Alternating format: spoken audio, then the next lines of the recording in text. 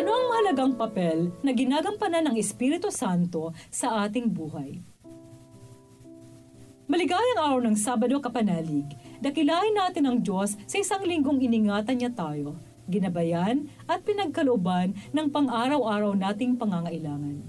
Pasalamatan natin siya sa pagkaloob sa atin ng panibagong pagkakataon upang makapagpatotoo sa kanyang walang hanggang pag-ibig sa bawat isa sa atin. Kilalanin nawan natin ang kanyang kabutihan sa harap ng mga tao at tumugon sa panawagan ng pagbabalik loob sa tulong ng Espiritu Santo. Ito po ay Sister Lines ng Daughters of St. Paul na nag-aanyayang buksan na natin ang puso at isip sa paggabay ng banal na Espiritu upang maunawaan ang mensahe ng ating mabuting balita.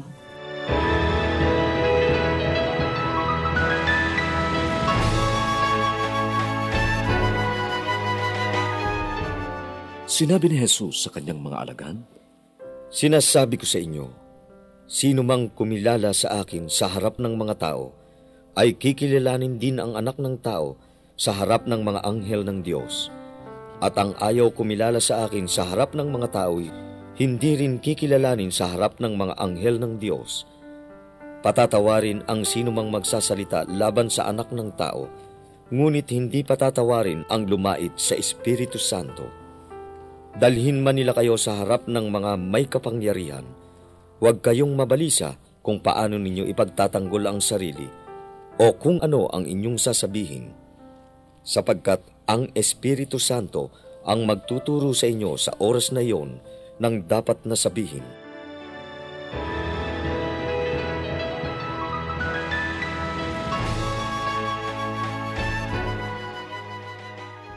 Lahat ay nagmumula sa grasya ng Diyos, maging ang ating kakayanang umamin sa ating mga pagkakasala sa Kanya. Mga kapanalig, mula sa krus, ibinigay sa atin ni Jesus ang Espiritu Santo upang magpatuloy sa ating buhay ang grasya ng kaligtasan mula sa ating mga kasalanan. Araw-araw, tinutulungan tayo ng Espiritu Santo na maalala at mapagsisihan ang mga kasalanang ating nagawa laban sa Diyos. Kaya naman sa tuwing isinasantabi natin ang udyok ng Espiritu Santo na tayo'y magsisi sa ating kasalanan, isinasantabi din natin ang grasya ng kaligtasang patuloy na ibinibigay sa atin araw-araw ng Diyos. Sa madaling salita, tayo mismo ang malayang nagdidesisyong isantabi at talikuran ng Diyos. Kapahamakan ang kapupuntahan ng taong ito.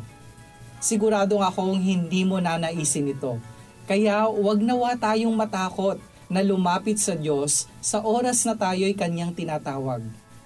Bawat pagtawag niya sa atin ay isang oportunidad na magdadala sa atin sa tamang daan patungo sa hinahangad nating kaligayahan. Manalangin tayo.